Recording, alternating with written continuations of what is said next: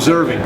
So I think he has right attitude how to approach the sport and how to get better, and it's going to be really tough for me to fight such a young, ambitious man.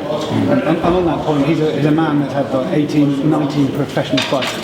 Take yourself back to that time when you had the same amount of fights, and then you had the prospect of facing someone like you now. How would he prepare? How would that Wladimir Klitschko prepare in that Joshua's shoes? Oh, if I think about those days,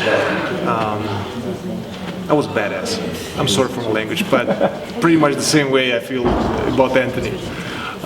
It's just something like you don't care who's in front of you, you're just gonna smash him.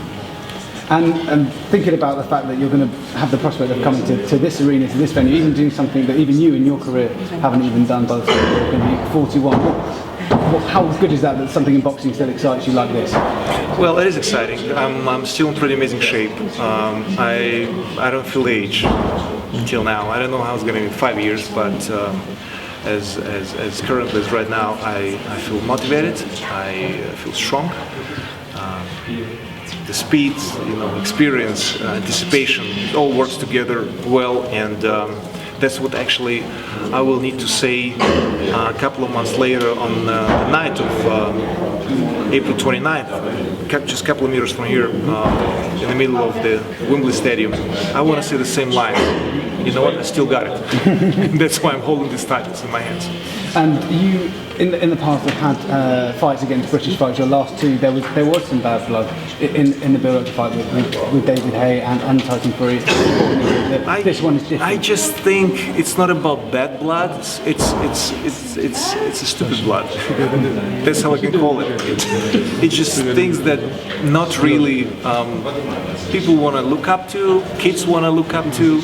I think with the bad news you probably make more headlines of the newspapers, or maybe in a certain way it's easy to sell, but it's getting boring because it's been too long. For so many years there was always the same procedure, always the same people were throwing chairs at each other, bottles on the heads, fists in the face before the fight, or even after the fight. So, and I think it's in a certain way it's a new era, and it gives a better light for the sport that we love as fans of the sport so much, and we love as athletes that are involved in the sport so much. So I think it plays pretty well together.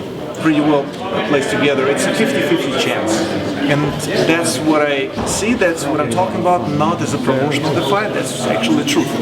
Looking back at London 2012, when Joshua was won, well, did you? He was already special. Did you notice something? Well, he was even then very athletic. He looked very athletic. He won his gold. I was right there observing it. I was speaking with Emmanuel and calling him. I said, "Did you see him?" He said, "Yeah, an amazing talent." And I never thought I'm going to fight this man. A couple of years later, I'm going to stand here at WEMBLEY Stadium and actually will promote the fight where Anthony Joshua is involved. So I never thought about it. As I said it to Anthony, I never thought when we talked to each other and we sparred with each other, we're actually going to end up in the ring fighting. You never know how life turns around. Suddenly he has the belt that I had, and I look at this belt, so familiar to me because I've been traveling for a decade with this belt around and in a suitcase. Now actually, Wladimir, it's not your belt. You need to actually get this belt to touch it. I don't want to touch it because it doesn't belong to me. So life is an interesting thing, and things change quick. But I consider it as a challenge that I'm taking seriously. And as I mentioned at the press conference multiple times, I'm obsessed with the goal to become champion.